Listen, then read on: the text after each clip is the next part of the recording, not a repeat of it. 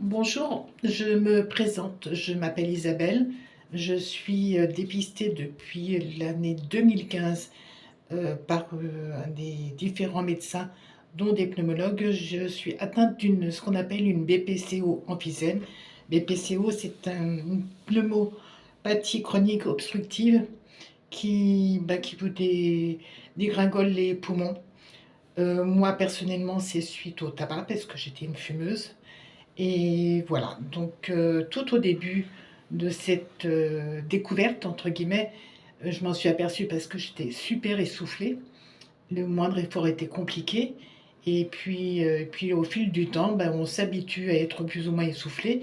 Donc mon pneumologue m'avait donné ce qu'on appelle des inhalateurs, donc tout ce qui est genre ventoline, etc., qui ne font strictement rien en l'occurrence. Et puis des traitements de fond. Et puis les années ont passé et puis ben, honnêtement, je n'ai pas arrêté de fumer. J'ai continué jusqu'au moment où ben, j'avais de l'oxygène. Cet oxygène m'a vachement aidé effectivement à certaines périodes. Mais pour être honnête, ben, j'ai continué à fumer malgré que j'avais de l'oxygène. Je débranchais mon oxygène, je sortais fumer ma cigarette comme une imbécile. Et puis voilà, les dégâts se sont accentués.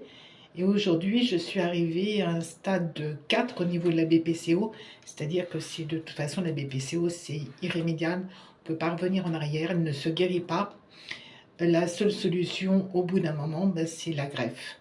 Donc c'est extrêmement compliqué de vous rentrer, enfin de vous expliquer tous les détails à ce jour. Je suis partie à partir d'aujourd'hui pour le parcours d'une greffe. Donc je pars cet après-midi exactement à l'hôpital de Grenoble pour faire ce qu'on appelle des examens pré-greffe. C'est très très long à faire, il y a beaucoup d'examens assez lourds à passer parce qu'évidemment quand vous subissez une greffe, il faut avoir une santé entre guillemets, hormis les poumons, irréprochable, car on vaut des pistes, des cancers, des choses comme ça, etc.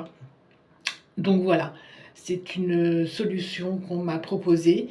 J'ai longuement réfléchi, mais honnêtement, j'ai pas réfléchi très très longtemps parce que depuis 2 voire 3 ans, ben, je fais des stages réguliers à l'hôpital. Je suis extrêmement essoufflée.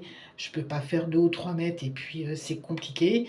J'ai l'oxygène nuit et jour. Heureusement, j'ai ouais, ma famille autour de moi, c'est compliqué.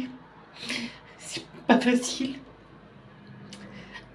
Je suis un petit peu, comment dire, dépendante des uns et des autres.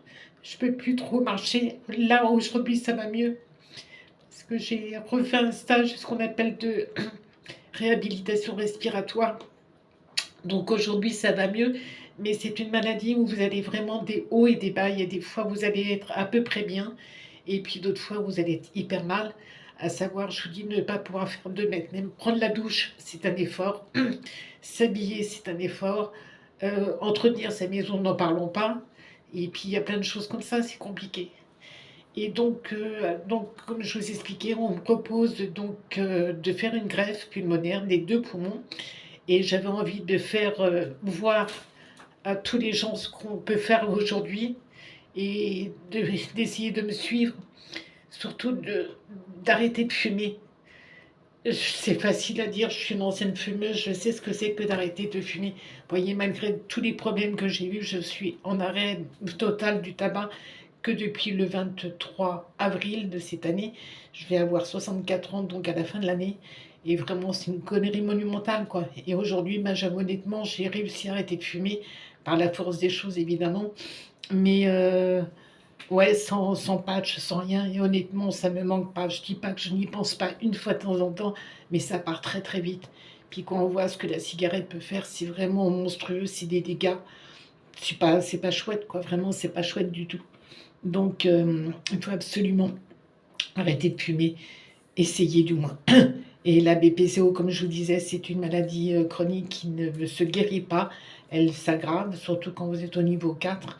Donc, c'est des problèmes respiratoires, c'est de l'oxygène, c'est plein de trucs, c'est plein de contraintes. J'étais même arrivée à un moment donné, j'étais obligée de, quand enfin, ma famille, en l'occurrence mes enfants et mon mari, sortaient avec moi dehors, c'était en fauteuil roulant. C'est désespérant. Là, j'arrive à remarcher, oui, mais combien de temps, je ne sais pas. Je peux très bien redégringoler dans une semaine, dans 15 jours. C'est compliqué. Donc, je continuerai à vous donner un petit peu de mes nouvelles. Donc, après ce bilan pré-greffe, là, je vais donc être hospitalisée cet après-midi durant une semaine. Après, on me laisse tranquille une semaine, je crois, et je recommence à nouveau d'autres examens la semaine du 9 décembre. Donc après, j'en saurai un peu plus de ce qu'il en est. Et puis voilà. Donc ben, je vous dis à bientôt.